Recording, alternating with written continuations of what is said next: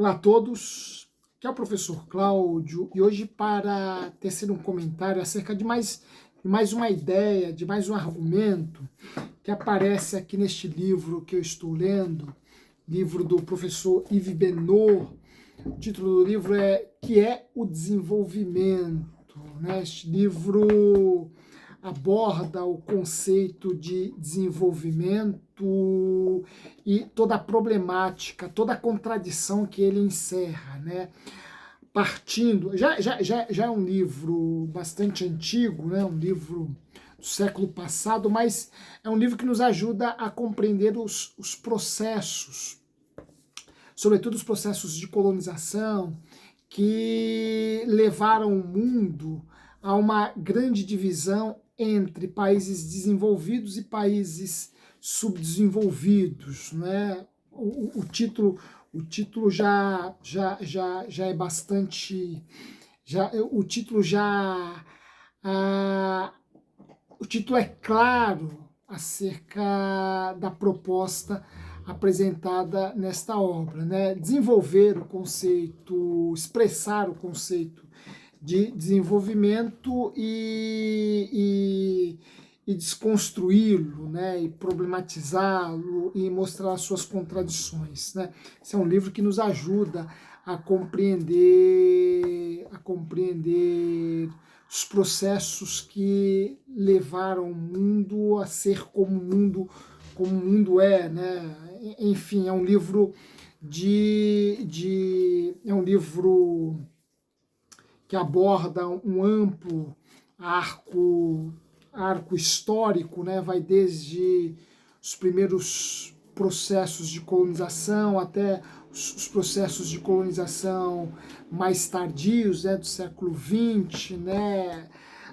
Aborda também o período pós-colonização, né? E vai mostrando todas as contradições que levaram o mundo a esta grande divisão, né, entre países ricos e países pobres, países desenvolvidos e países subdesenvolvidos. Hoje eu vou trazer um argumento colocado aqui pelo professor Yves Benot, que é um argumento extremamente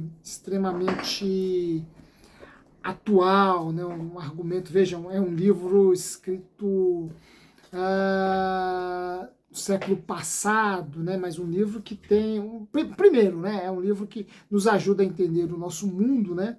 Nos coloca diante de uma perspectiva histórica muito consistente, né? Uma perspectiva histórica muito coerente, né? Coerente não seria o melhor termo, né? Mas uma perspectiva histórica que esclarece, né?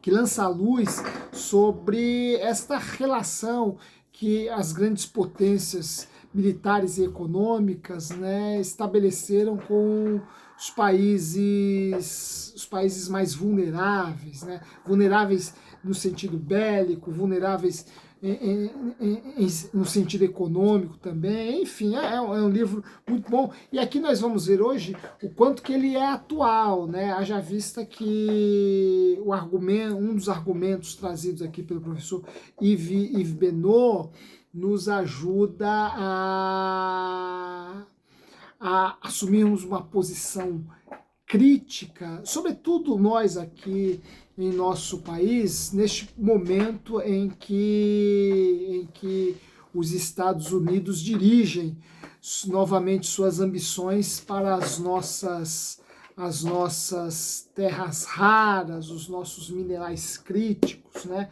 Vivemos este contexto em que novamente uma superpotência bélica e econômica se volta para um país sul-americano, né, a fim de se apropriar de suas jazidas, né, de suas riquezas naturais, né? O argumento que o professor, vejam, os processos se repetem, né?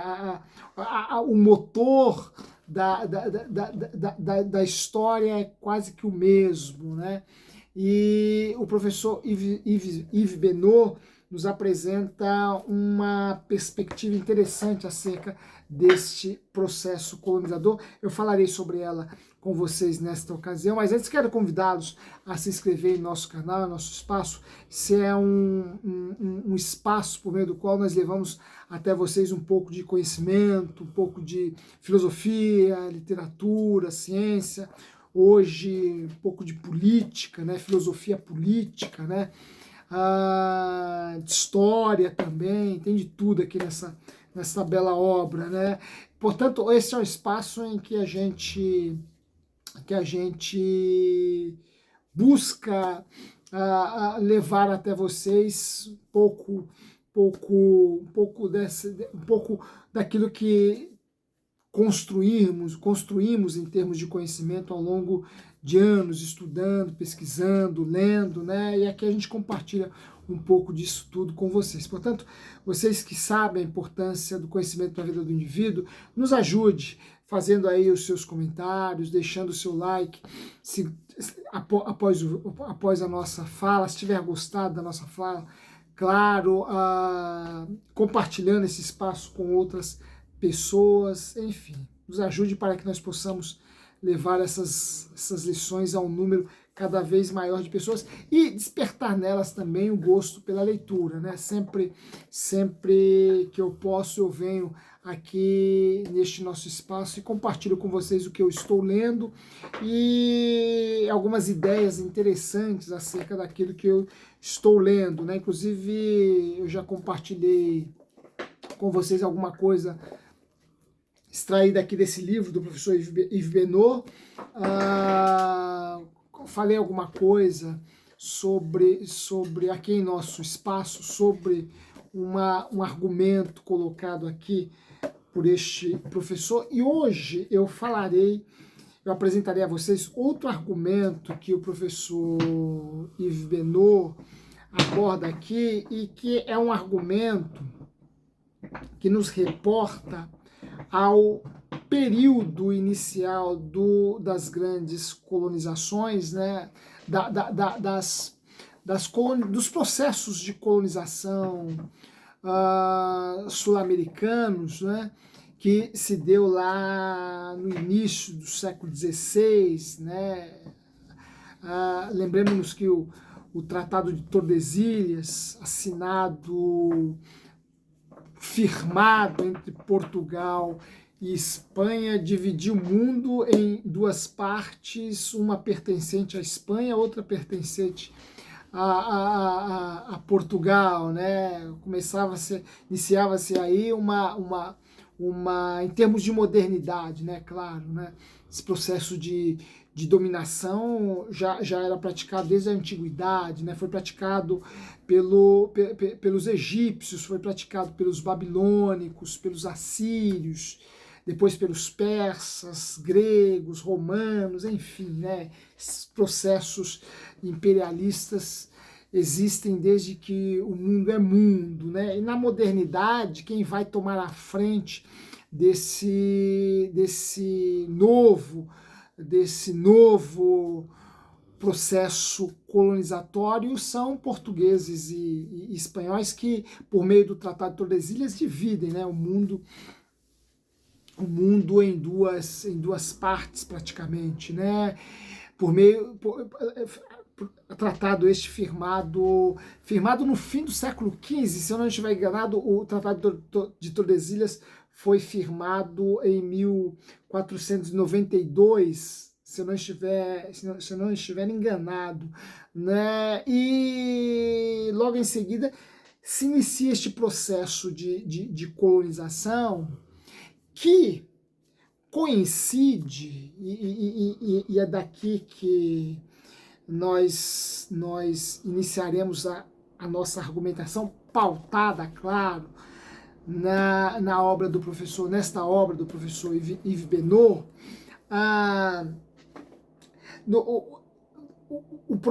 O início do processo de colonização, sobretudo aqui na América do Sul, vai coincidir com um momento muito rico muito fértil em termos de ciência, em termos de artes plásticas, em termos de filosofia, que é o período do Renascimento, primeiramente do Renascimento, né? E depois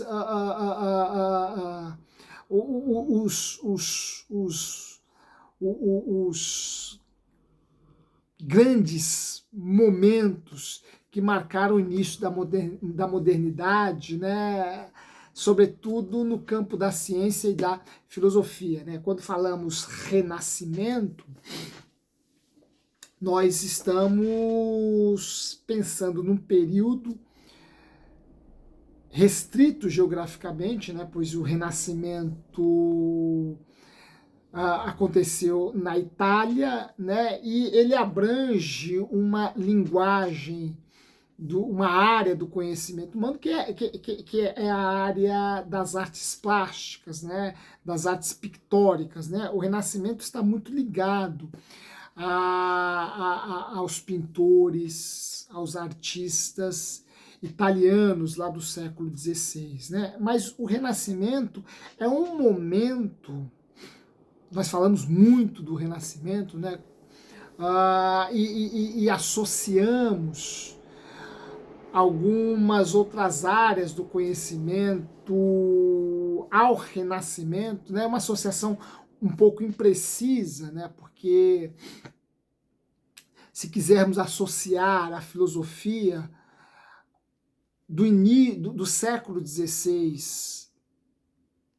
ao fenômeno, ao acontecimento do Renascimento, né, nós devemos entender que é a filosofia que está ligada ao Renascimento, que floresce concomitantemente ao Renascimento, é, na verdade, uma filosofia neoplatônica, né? No Renascimento nós não tivemos muitos pensadores originais, né? Nós tivemos, Renascimento italiano, nós tivemos um rejuvenescimento, por assim dizer, do pensamento platônico, né? do neoplatonismo, né? Inclusive, em Florença foi aberta uma academia de filosofia platônica, né? ou neoplatônica, né? Então, o Renascimento é um retorno, como o próprio conceito já sugere, né? O Renascimento é o ressurgimento, né? Um ressurgir. E é o ressurgir da literatura greco-latina, que vai emprestar muitos episódios para a representação dos artistas, dos pintores neste período, né? neste momento, né? E este regresso, este retorno aos clássicos greco-romanos, né, fatalmente vão se esbarrar com o pensamento platônico, né? Então, nesse período, nós temos este retorno às origens clássicas, né, às origens greco-latinas, né? Tanto é que nesse período aí, século XVI, nós temos,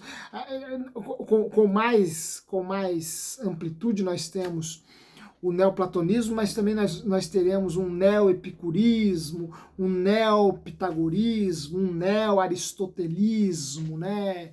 Enfim, né? Há muitos neo nesse período, que mostra que foi uma época que buscou com toda a sua força reinventar a cultura greco-latina, né? Rejuvenescer, reflorescer, né? Vicejar novamente a cultura advinda dos gregos e dos romanos, né? Então, em termos de filosofia, nós tivemos pouca coisa original, né? exceção a ser feita a um Pico della Mirandola, né, que é uma figura que tem um pensamento bastante original e que é filho deste período, né? Nós teremos Maquiavel também, Florença, né, lançando as bases da política, da teoria política, da filosofia política, tal qual a modernidade viria a conhecer, né? Nós temos o Michel de Montaigne, só que Montaigne já na França, né, que foi beber muito na fonte do estoicismo, mas nos legou uma obra, Os Ensaios, que é uma obra, que é um verdadeiro patrimônio cultural ocidental, né? Então, a Renascença é este período que, à exceção de pouquíssimos pensadores originais, marca o retorno o retorno, a renovação do interesse do homem europeu pelos clássicos greco-romanos. Então, foi um período muito rico, né? Sobretudo no campo das artes, né? Foi um período muito fértil, um período muito... E este período vai contribuir fundamentalmente para o período que se segue, e aqui eu me refiro já ao século XVII, né? Que aí sim nós temos as bases mais sólidas para a nova ciência, para a nova filosofia, né? para a nova literatura, né? Então o Renascimento ele serve como uma introdução, né? Como uma abertura a este espaço mais amplo, cuja extensão maior será percebida no século XVII. Né? E por que eu estou fazendo essa digressão histórica? Por que eu estou falando de Renascimento, um período extremamente rico no cultivo das artes, né? Um período também que marca, né, o início da modernidade, né? Porque eu estou falando do século XVII com seus cientistas brilhantes, né? Como Isaac Newton, Galileu Galilei, né? Um pouco antes de Giordano Bruno, aí nós tivemos Christian Huygens, nós tivemos o Bailey, enfim, né?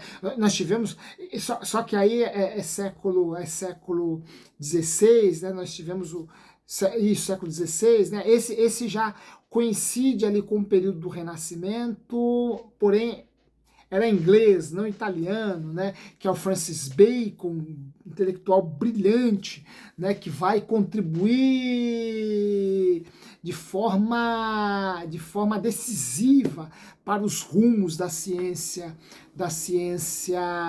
moderna, né, uma ciência que deixaria de ser uma ciência contemplativa para se tornar uma ciência ativa, né, que vai abandonar essa contemplação científica aristotélica, de base aristotélica, né, para avançar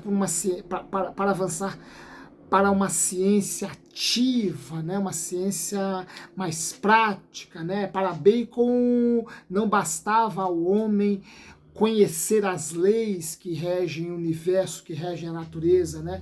É preciso dominar essas leis e manipulá-las, né? Se bem que essa expressão, esse verbo não é dos melhores, né? Mas enfim, para a gente ter uma ideia do que Bacon propunha, né? No novo órgão, né? Não basta apenas conhecermos as leis que regem o universo, que regem a natureza, que regem os fenômenos naturais. É preciso dominar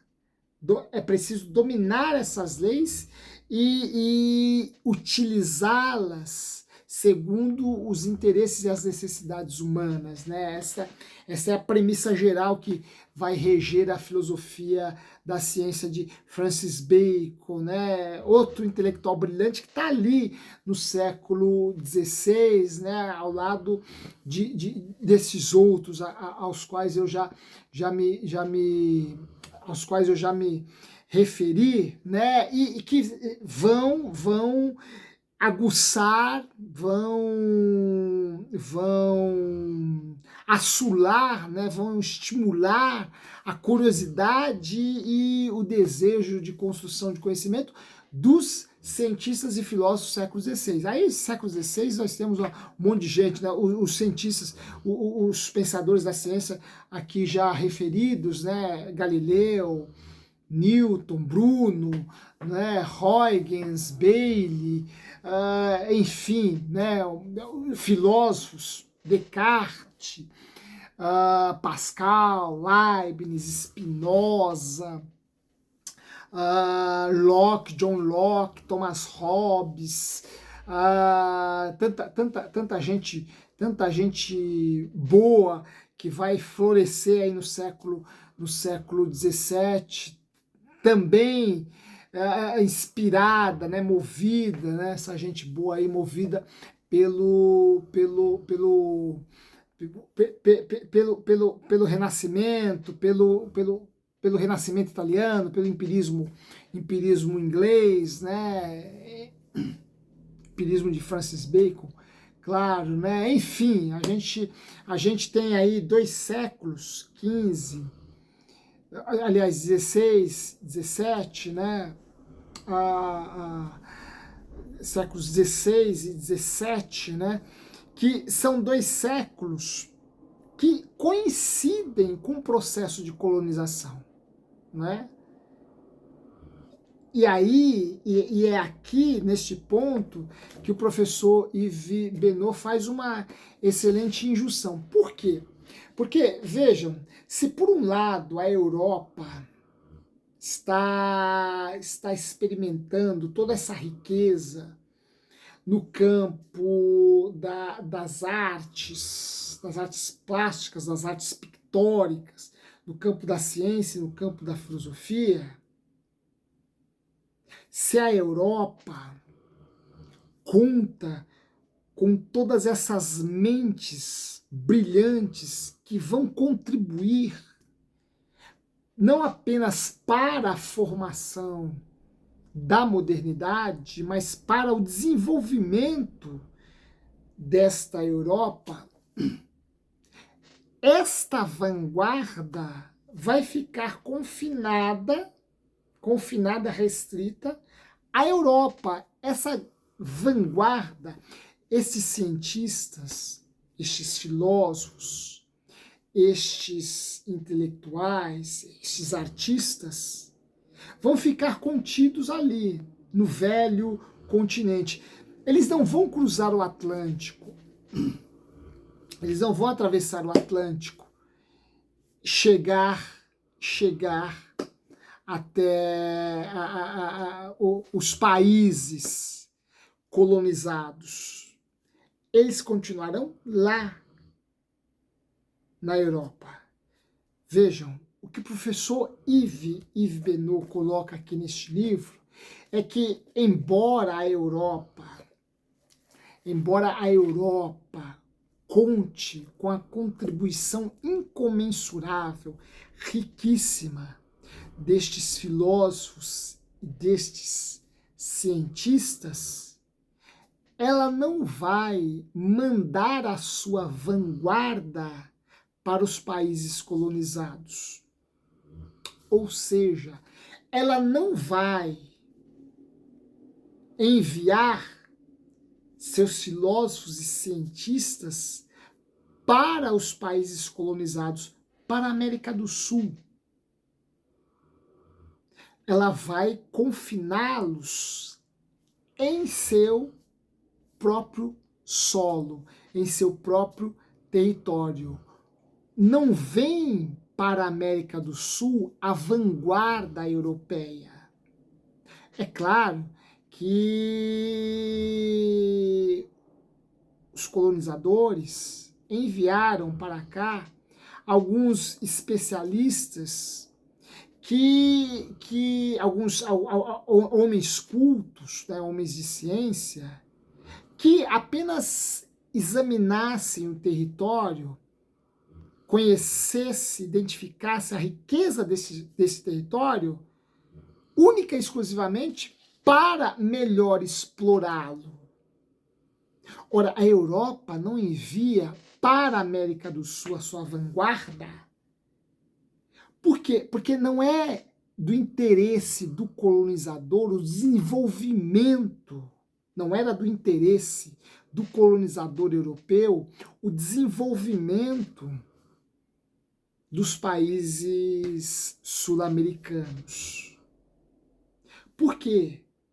Porque um país desenvolvido é um país que pode ostentar com mais segurança, com mais hombridade, com mais autonomia, o seu conceito de soberania ou de independência. A Europa não envia para o Brasil, a Europa não envia para o Chile, para o Peru, para o Paraguai, para a Argentina, a sua vanguarda científica. Por quê? Porque a finalidade do europeu vindo para a América do Sul não era promover o desenvolvimento da América do Sul, não era tornar a América do Sul mais rica, maior.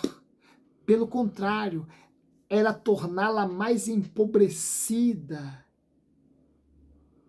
por conta da exploração que os colonizadores pretendiam aqui fazer. Eles não vieram para cá para construir um mundo melhor, mais próspero, rico, desenvolvido. Não, eles vieram para cá única e exclusivamente para explorar as riquezas contidas aqui na América do Sul. Portanto, o explorador, o colonizador, não manda para o país colonizado a sua vanguarda científica, a sua vanguarda filosófica, as suas mentes mais brilhantes. Por quê? Porque para continuar mantendo este país, esta nação, num jugo de dominação, num jugo de servidão, num jugo de dependência, de submissão, de servilismo, é preciso mantê-la na zona da ignorância.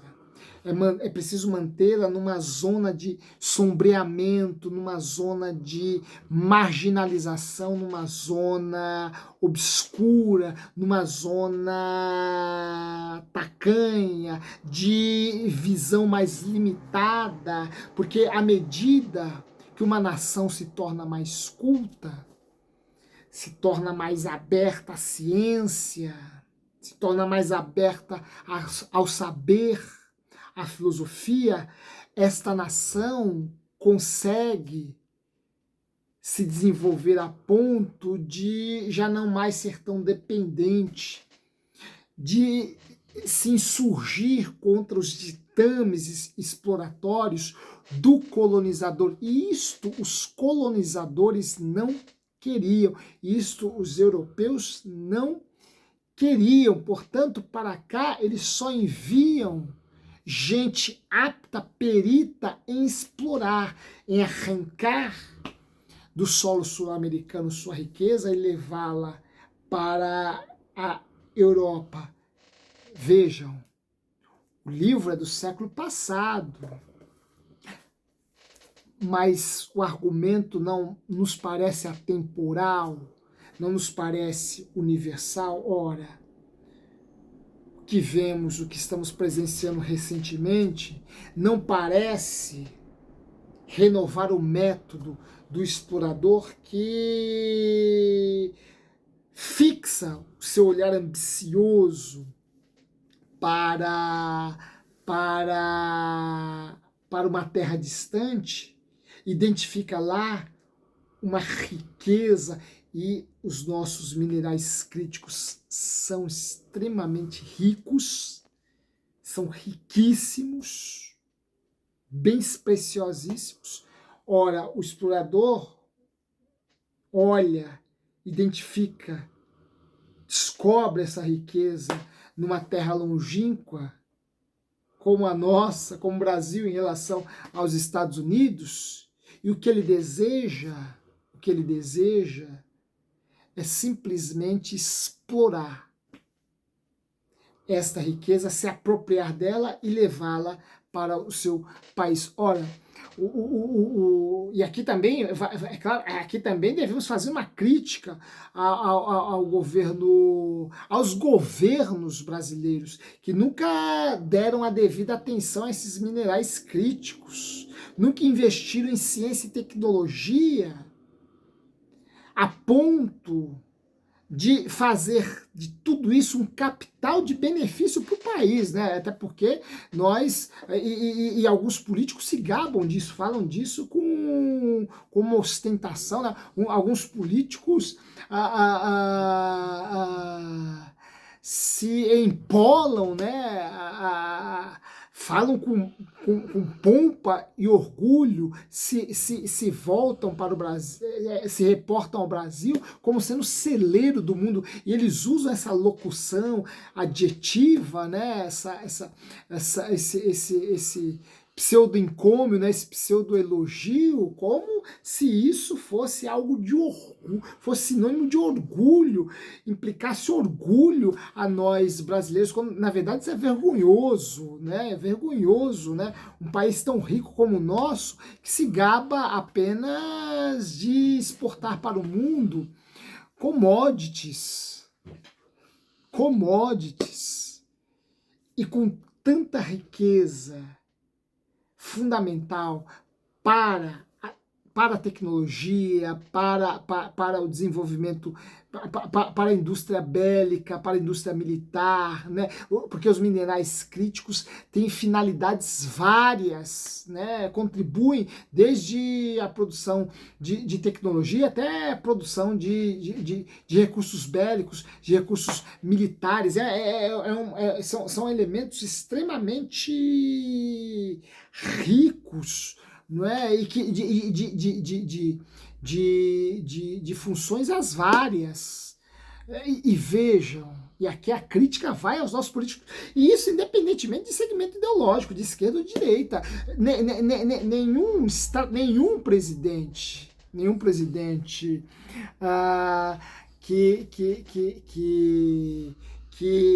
nenhum presidente de nossa democracia recente, né, deu a estes minerais críticos, deu às terras raras a importância que eles possuem.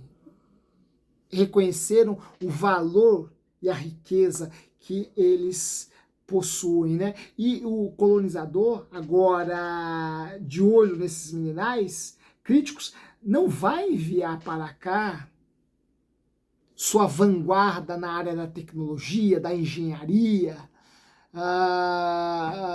para auxiliar o governo brasileiro a extrair do solo esse material e fazer dele um capital ativo. Não. Ele quer apenas que as suas indústrias, as suas empresas venham para cá, explorem e levem embora este material crítico. E nós temos ciência, nós temos mentes brilhantes, nós temos gente capacitada para converter os minerais críticos num ativo econômico, num produto a ser exportado para o mundo. Mas aí vamos cair naquele velho problema. Falta o que falta? O que falta é investimento, dinheiro para ser posto ali, e a exploração desses minerais requer muito dinheiro mesmo, mas muito dinheiro. Falta vontade política de pôr dinheiro na ciência e na tecnologia para transformarmos todo esta riqueza num produto de exportação, para beneficiar, claro, primeiramente, a nossa tecnologia. Que a nossa tecnologia, nem sei se a gente tem uma tecnologia, né? Mas enfim, né? Investir, converter estes produtos em investimento de tecnologia e ciência aqui no Brasil e, quiçá, e também explorá-lo para exportá-lo para o mundo, né? Por que não? Por que não? Não é? Enfim, mas não há nem vontade política de nossa parte para fazer isso, e muito menos do colonizador que se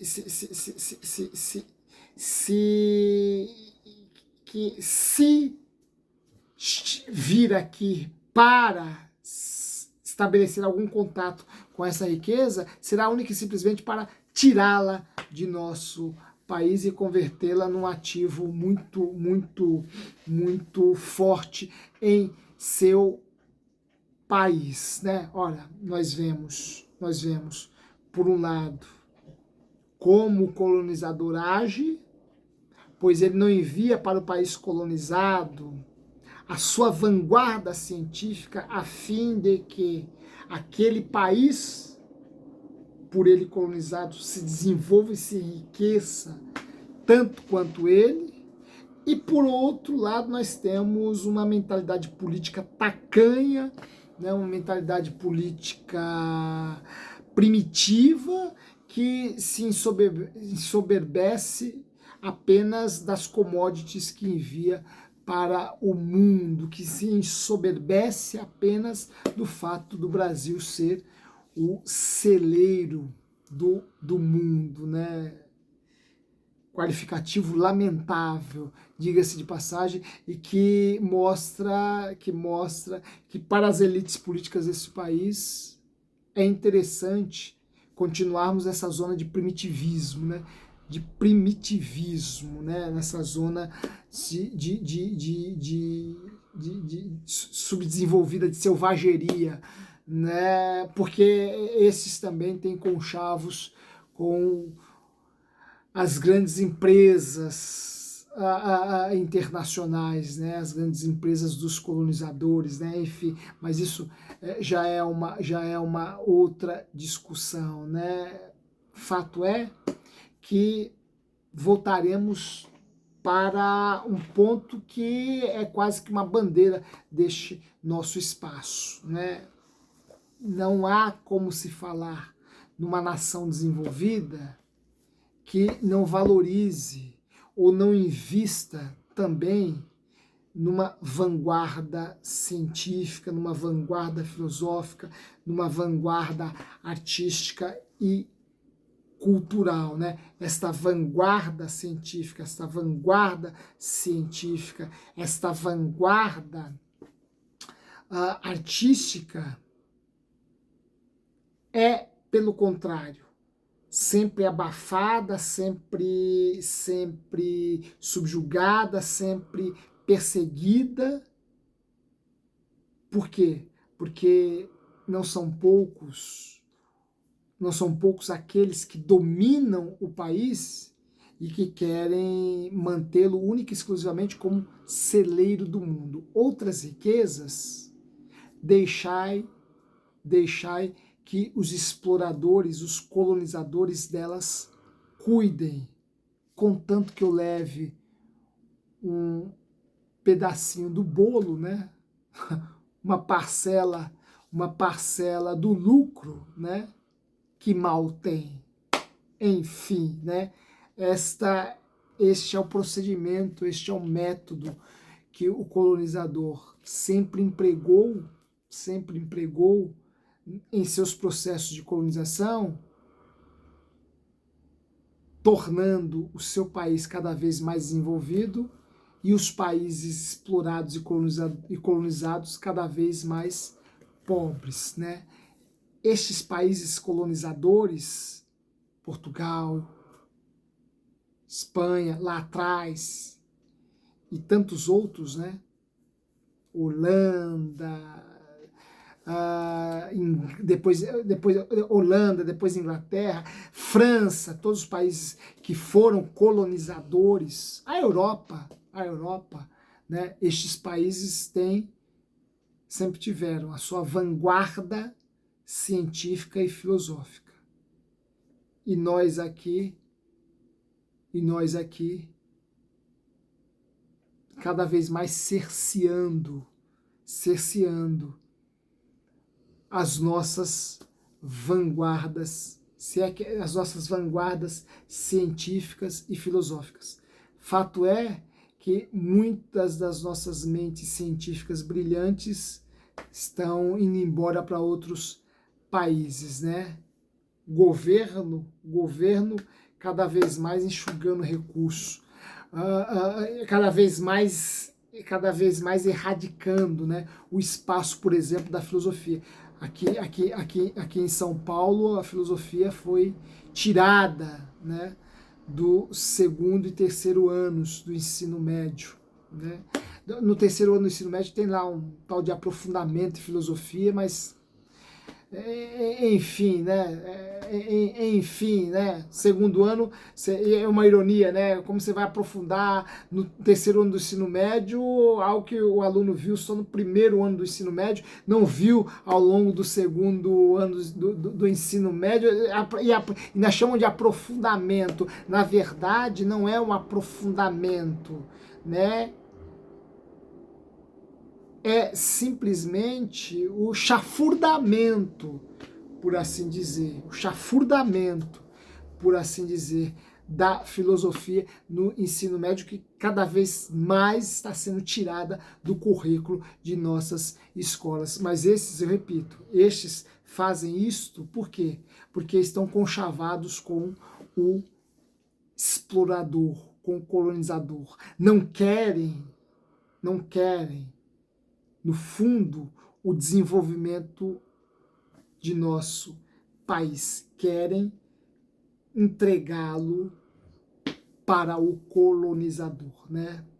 Lamentável que assim seja, mas que nós possamos, dentro das nossas limitações, dentro dos espaços que temos, protestarmos contra este processo colonizatório que continua atual e lutarmos